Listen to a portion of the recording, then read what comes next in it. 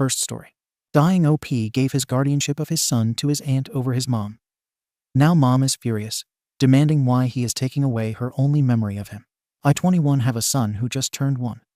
His mom, who was my girlfriend, died in labor along with the other baby she was carrying. I was diagnosed with terminal cancer 3 months ago, and I don't have very long left, at most 2 months. I have accepted that I'm going to die, but now I have to think about what's best for my son.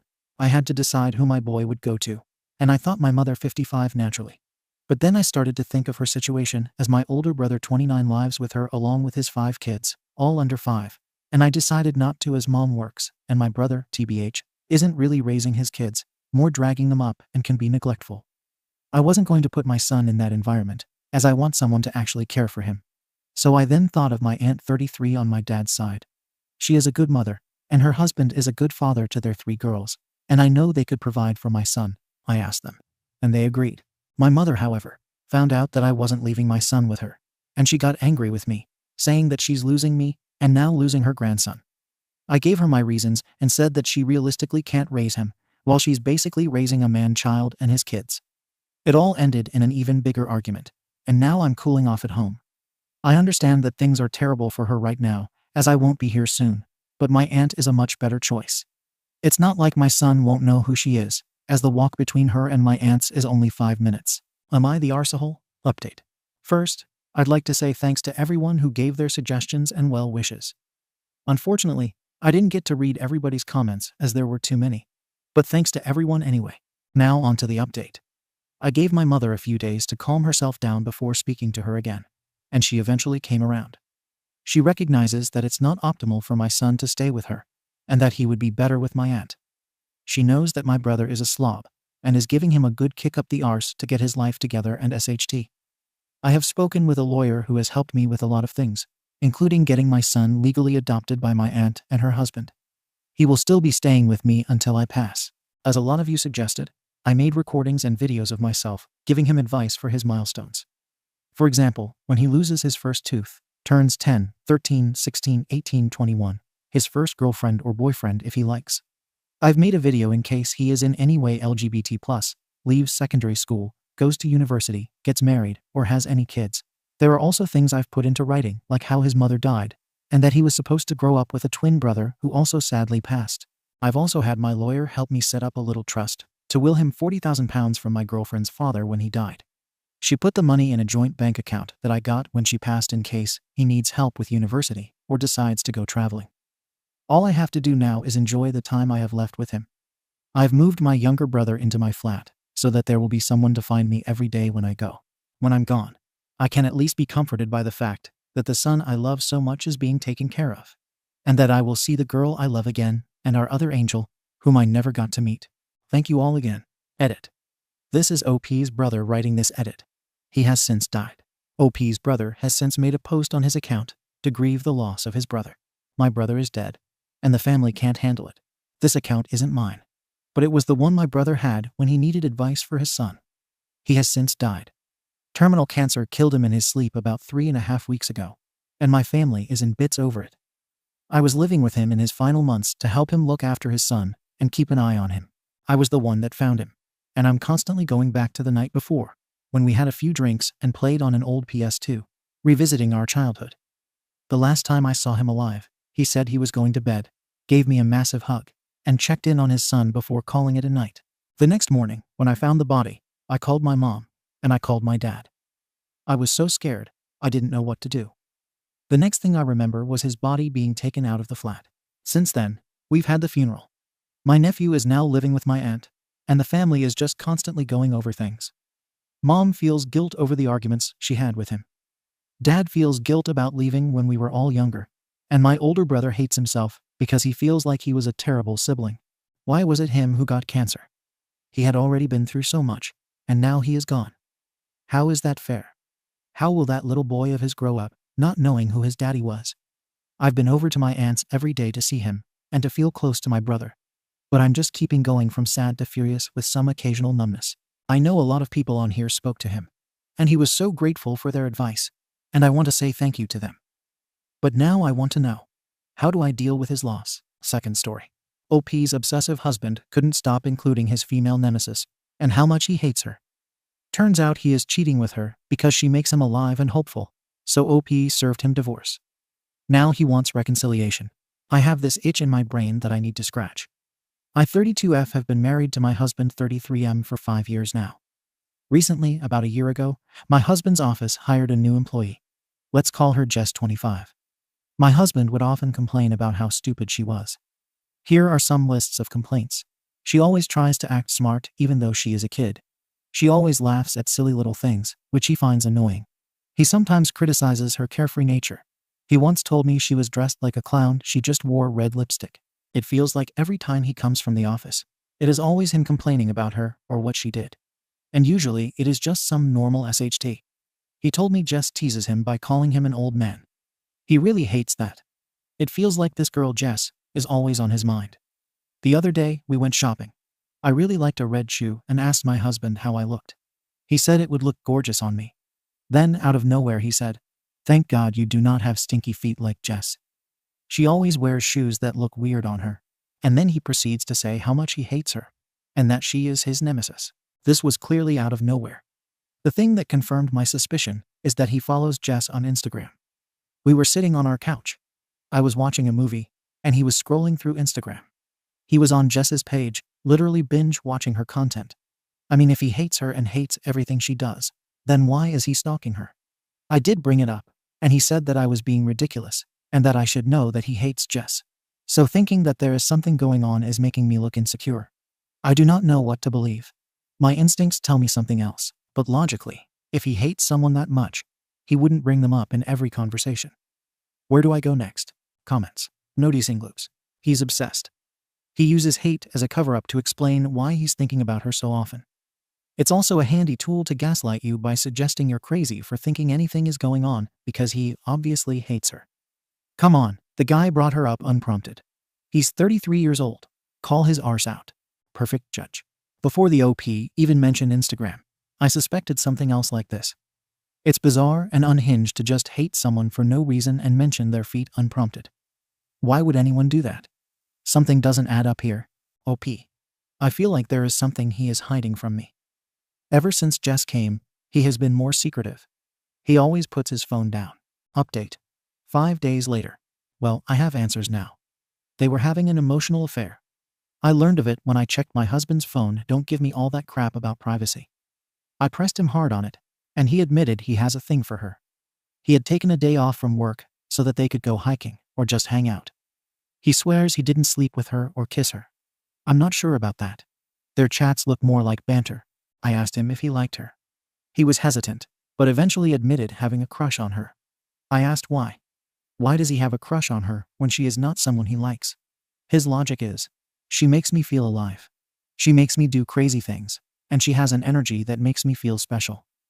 I am hopeless. For months, I have asked him to take a break, and we will go to Italy like we always wanted. He made nothing but excuses. I wanted to tell him he was chasing a fantasy. He likes the version of her she presented herself as. But who am I to convince a lovesick man who would cheat on his wife for 5 years just because she is not energetic? I left my house. I am staying with a friend. I haven't decided on divorce yet. I am scared to start over at 32. I want to become a mother, but that means I would waste my good years searching for another man. I cannot believe he is falling for the obvious manic pixie dream girl thing. If he really wanted energy and to do crazy things, why couldn't he just say that? I would love to go hiking. I would love to skip work and just be outside with him all day. Yet he chooses a girl he claims he hates, but not really. He has been calling and texting me non-stop.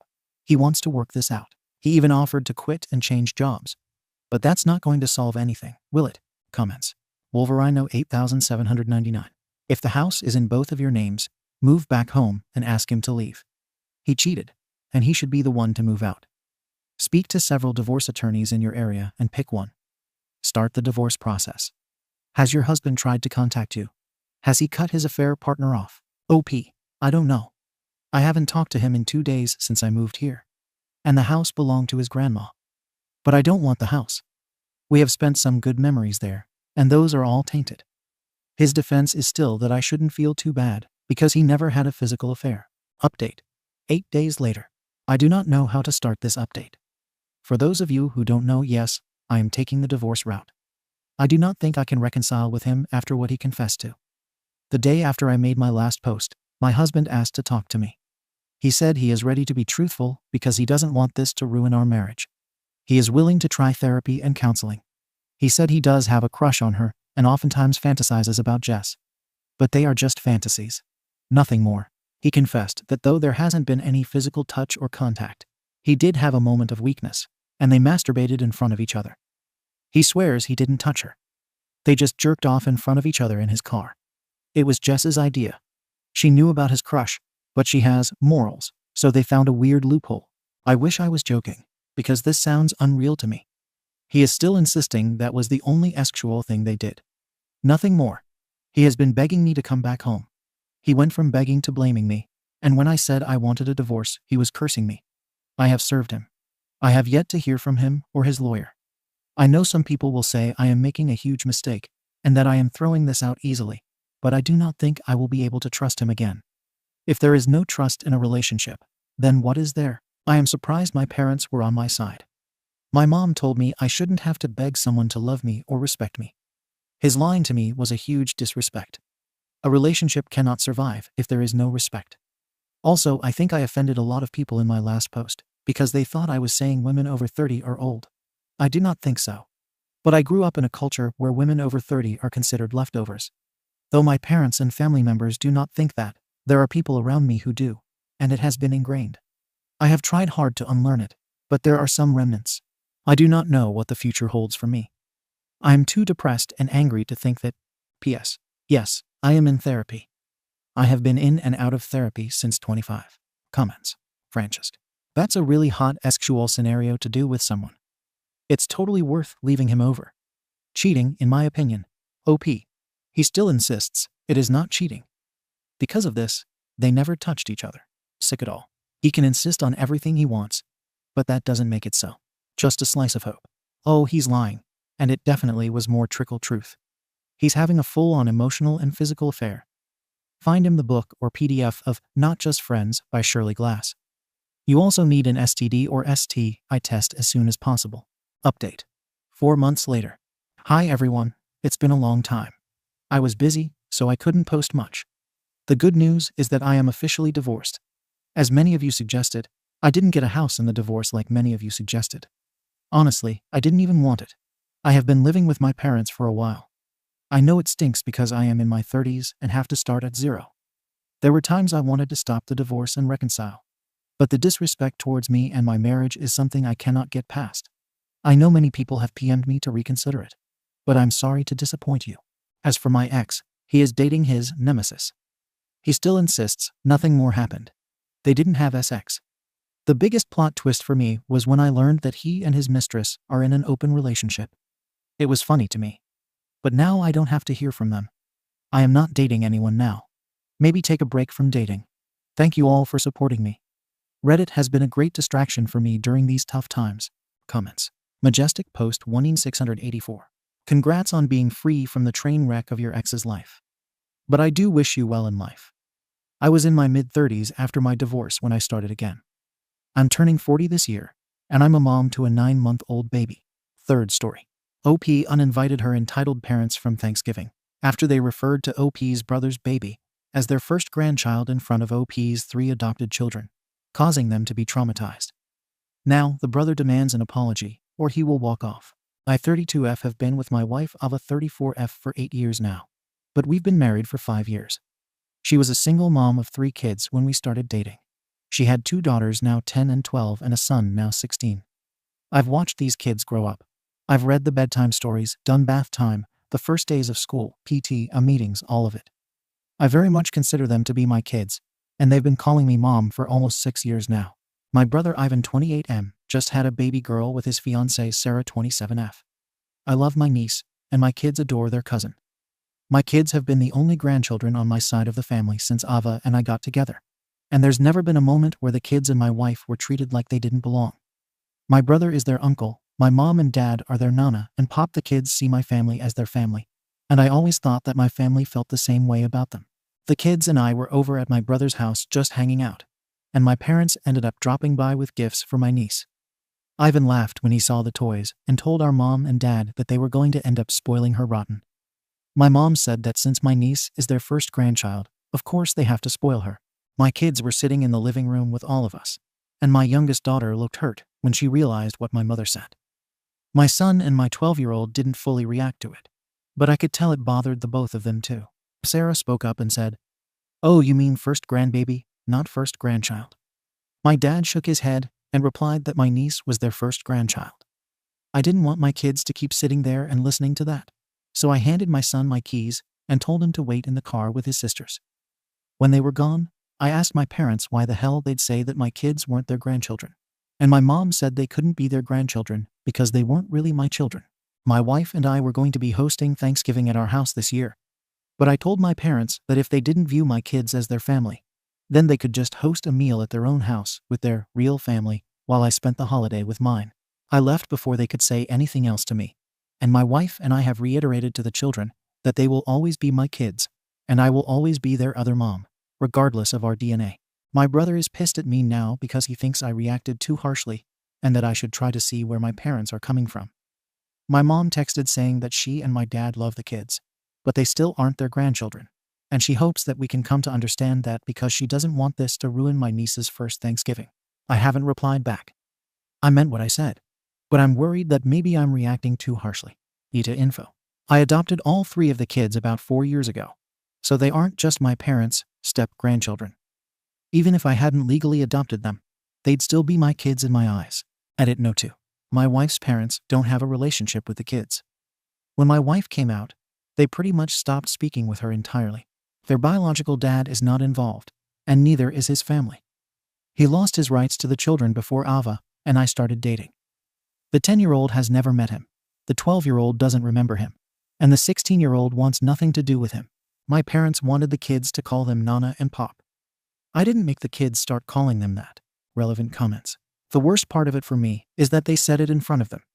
I'd still be upset knowing they thought it, but the look on my youngest daughter's face when she heard my mother say that just broke my heart. I tend to go mama bear whenever I even think someone has stepped out of line with the kids, so I was worried that maybe I was doing too much in my reaction. My brother still feels like I should talk it out with them, but I don't know that I could forgive it honestly. I've been out as a lesbian since I was a teenager, but I always sort of had this idea that I'd never find love and settle down. Then I met Ava and those kids, and my whole point of view changed. 6 months into dating Ava, I realized I was keeping snacks in my bag for the kids. I guess maybe my parents could have just gotten used to the idea of me never getting married or having a family, but they never made it seem like they weren't happy for me when I told them about Ava and our kids. They said they wanted the kids to call them Nana and Pop, but I haven't spoken to them since this whole thing happened, so I don't know if they still want the kids to call them that. The kids aren't exactly jumping at the bit to see them now though, so I doubt they'd call them those names anytime soon. You can put as much emphasis on DNA as you want to, but at the end of the day, those are my children. It doesn't matter that I didn't grow them myself, that they never came out of me, or that they don't share my genetics. They call me their mom, and that's what I am to them. If I ever got pregnant and made a baby myself, I know I'd love that kid the same way I do my other 3. Being a mom is more than making a child. It's being there for all the moments after. I'm fortunate enough to have been allowed those moments, and to have been given the title of mother. Yes, biology is a thing, and yes, I know DNA means a lot to some people, but it doesn't matter to me. It wasn't some happenstance of nature that allowed me to be their other mom. I am their other mom because I chose to be, and because they and my wife of course chose to let me.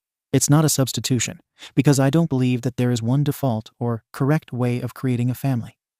Even gay penguins are out there, adopting each other's eggs. If Mother Nature has the penguins doing it, I'd argue that my family structure fits the bill of naturally occurring just fine. OP was voted NTA. Update. Hi. I thought I'd just leave you all with an update here, since it doesn't look as though things are going to change anytime soon. My wife and I talked with all 3 of the kids separately and asked them what they wanted to do for Thanksgiving, if they wanted my parents there, and if they still wanted to see them. My son and oldest daughter have made it very clear that they are mostly upset at my parents for hurting their younger sister's feelings, and they felt that if my parents apologized to her and tried to make it up to her, then they'd be okay with seeing them still. My 10-year-old took it the hardest out of the 3. For her, they're the only grandparents she's ever known, and this whole thing really crushed her. My wife and I explained to her and to all of the kids that none of this was her fault, that she didn't cause it, and that we're both equally her moms, and she is equally our kid, no matter what DNA says. She told us that she didn't want to talk to my parents, but that she wanted me to make sure they knew that she wasn't mad at them. She was just hurt. I called my dad and told him how hurt my kids were by what was said by him and my mom, and that I would appreciate it if they apologized to the kids for being inconsiderate of their presence and their feelings.